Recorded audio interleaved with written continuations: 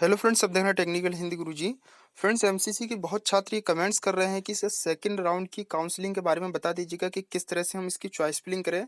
Friends, मैं आपको बता दूं कि सेकंड राउंड जो आपका स्टार्ट हुआ है, ठीक है, उसके कुछ रूल जो हैं फर्स्ट राउंड की काउंसलिंग से अलग हैं थोड़े। मैं सभी रूल्स के बारे में बताने वाला हूं कि क्या क्या रूल्स हैं सेकंड राउंड काउंसलिंग के लिए, क्योंकि फ्रेंड्स आपके लिए जानना बेहद जरूरी है। क्योंकि बहुत से छात्र जो ये सोच रहे होंगे कि फर्स्ट राउंड में जो रूल रहे थे वही सेकंड राउंड में रहेंगे। ऐसा कुछ नहीं है। मैं बता दूं आपको कि फर्स्ट राउंड के रूल अलग होते हैं, सेकंड राउंड के रूल अलग होते हैं और मोप अप राउंड के रूल अलग अलग होते हैं, ठीक है। तो आपको मैं सभी रूल बताऊंगा इस वीडियो में स्टेप बाय स्टेप। और आपको ये भी बताऊंगा स्टेप बाय स्टेप कि आपको रजिस्ट्रेशन किस तरह से करना होगा, चॉइस फिलिंग पेमेंट किस तरह से करनी होगी। वीडियो को अंत तक देखते रहिए फ्रेंड्स। और अभी तक आपने वीडियो को लाइक नहीं किया, वीडियो को लाइक कर दीजिएगा। और टेक्निकल हिंदी चैनल को सब्सक्राइब नहीं किया तो कर लीजिएगा। साथ ही बेल आइकन को प्रेस करना फ्रेंड्स, क्योंकि आप सभी को पता है कि नीट की प्रत्येक अपडेट आपको टेक्निकल हिंदी चैनल के माध्यम से दी जाती है।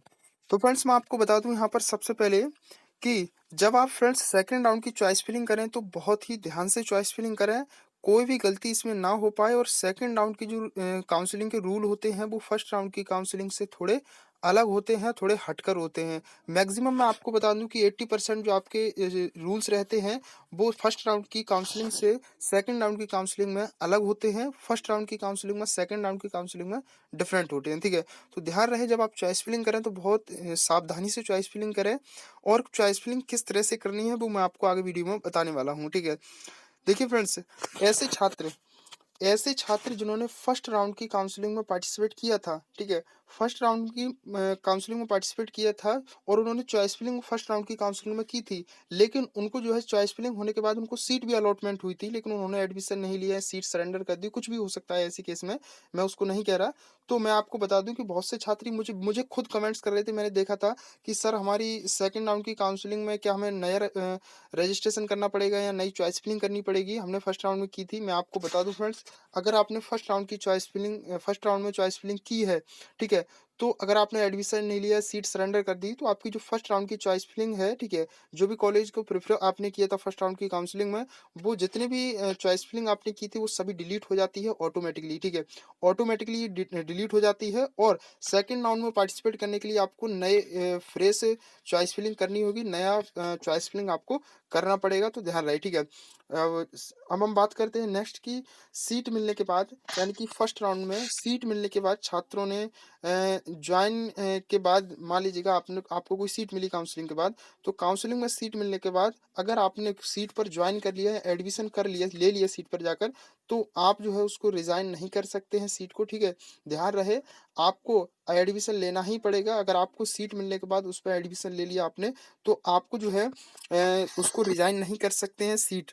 फिर आगे जो काउंसलिंग होगी उसके लिए आप एलिजिबल नहीं रहेंगे, ठीक है। ध्यान रहे, अगर आपने सीट मिल गई आपको, ठीक है, आपने सीट मिलने के बाद उसको ज्वाइन कर लिया, एडमिशन ले लिया, तो आपको ना ही उसे रिजाइन कर सकते हैं और ना ही उस काउंसलिंग आगे नेक्स्ट काउंसलिंग होगी। लाइक जिस तरह से आप मान सकते हैं सेकंड राउंड, अगर आपने फर्स्ट राउंड में काउंसलिंग के बाद सीट मिलने के बाद एडमिशन ले लिया, तो आप एडमिशन लेने के बाद ना उसे रिजाइन कर सकते हैं सीट को, ना ही सेकंड राउंड में पार्टिसिपेट कर सकते हो, ना ही मोप अप राउंड में उसको पार्टिसिपेट आप कर सकते हैं। तो ध्यान रहिए, आप सेकंड नेक्स्ट काउंसलिंग के लिए एलिजिबल नहीं रहेंगे।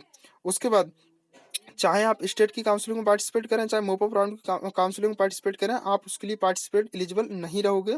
उसके बाद सेकंड राउंड में जो वैकेंट सीट होती हैं, ठीक है, सेकंड राउंड के बाद जो खाली सीट बच जाती हैं, वो खाली सीट की जो लिस्ट होती है वो सभी स्टेट को भेज दी जाती है, ठीक है। यानी कि मान लीजिएगा सेकंड राउंड की काउंसलिंग कंप्लीट हुई और जो भी सीट बकाया बची हुई हैं वो सभी सीट जो है स्टेट काउंसलिंग को भेज दी जाती हैं। सेकंड राउंड तक की जो काउंसलिंग होती है वो केवल ऑल इंडिया कोटा के थ्रू ही होती है।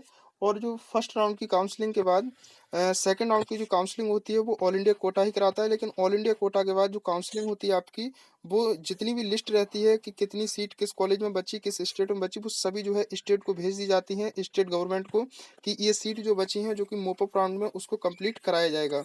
उसके बाद मैं आपको बता दूं यहाँ पर कि एडमिशन लिस्ट जो जब छात्र को सीट मिल जाती है और एडमिशन छात्र ले लेते हैं, एडमिशन लेने के बाद छात्रों को जो जिन जिन छात्रों ने एडमिशन ले लिया है वो सभी लिस्ट जो है जिस स्टेट में उनको एडमिशन लिया है छात्रों ने, उस स्टेट की गवर्नमेंट को सभी लिस्ट भेज दी जाती है कि आपके स्टेट में इन छात्रों ने एडमिशन लिया है, ये रही आपकी ये लिस्ट, ठीक है। तो ध्यान रहे वैकेंट सीट की भी लिस्ट स्टेट को भेज दी जाती है और एडमिशन लिस्ट भी स्टेट को भेज दी जाती है। उसके बाद मैं नेक्स्ट बात करूँ यहाँ पर अगले स्टेप की, तो अगला स्टेप आपके लिए ये रहेगा फ्रेंड्स कि सीट मिलने के बाद ज्वाइन नहीं किया आपने, ठीक है। अगर आपको सीट मिल चुकी है और आपने ज्वाइन उसको नहीं किया है, तो ज्वाइन नहीं किया है तो आपकी जो सिक्योरिटी फी रहेगी वो फोरफिट हो जाती है, ठीक है। मान लीजिएगा एग्जाम्पल के तौर पे मैं आपको बता दूं कि आपको कोई सीट मिल गई, ठीक है, और आपने उसको ज्वाइन नहीं किया, तो आपकी जो सिक्योरिटी फी रहेगी वो आपकी फोरफिट हो जाती है, वो आपको वापस नहीं दी जाती है। उसके बाद मैं आपको बता दूं, आपको सेकंड राउंड की मैं बात कर रहा हूँ फ्रेंड्स। सेकंड राउंड में अगर सीट मिल गई, आपने ज्वाइन नहीं किया, तो आपकी जो सिक्योरिटी फी है वो फोरफिट हो जाएगी। और जब आप मूव अप राउंड में काउंसलिंग में पार्टिसिपेट करेंगे, तो आपको रजिस्ट्रेशन फी और सिक्योरिटी फी फिर से दोबारा देनी पड़ेगी, ध्यान रहे आपके लिए, ठीक है। उसके बाद नेक्स्ट स्टेप की बात करूँ, तो नेक्स्ट स्टेप ये है फ्रेंड्स कि जो रजिस्टर्ड कैंडिडेट है, ठीक है, जिन्होंने फर्स्ट राउंड में रजिस्ट्रेशन कर लिया है, तो वो सेकंड राउंड के लिए पार्टिसिपेट कर सकते हैं, ठीक है, ध्यान रहे ये आपके लिए। उसके बाद जिन छात्रों को फर्स्ट राउंड में काउंसलिंग में, मान लीजिएगा जिन छात्रों को फर्स्ट राउंड काउंसलिंग में कॉलेज कोई अलॉट हो गया, अगर उन्होंने अलॉट होने के बाद कॉलेज में एडमिशन भी ले लिया, तो एडमिशन उन्होंने ले लिया और अपग्रेडिंग में अपनी सीट को नहीं डाली है, ठीक है, अपग्रेडिंग में उन्होंने अपनी सीट को नहीं डाली है, जब वो अपनी कॉलेज की फीस सबमिट करेंगे, ट्यूशन फीस, तो आपकी जो सिक्योरिटी फी होगी वो आपकी ट्यूशन फी में ऐड नहीं होगी। आपने जो अकाउंट नंबर उसमें डाला है, वो उस अकाउंट नंबर पर आपकी जो सिक्योरिटी फी है वो रिफंड कर दी जाएगी। उसके बाद फ्रेंड्स मैं बात करूं, जिन छात्रों ने एडमिशन लिया है लेकिन उन्होंने अपनी सीट अपग्रेडिंग में डाल दी है, ठीक है, अपनी सीट अपग्रेडिंग में डाल दी है, तो उन छात्रों को जो है सेकंड राउंड में जो सीट अलॉट होगी, ऑटोमेटिकली ही फर्स्ट राउंड में जो एडमिशन लिया जहां अपग्रेडिंग में सीट डाली थी, सेकंड राउंड में जो आपको सीट अलॉट हुई है, उसमें आपको डायरेक्टली आपकी सीट उसमें फॉरवर्ड हो जाएगी।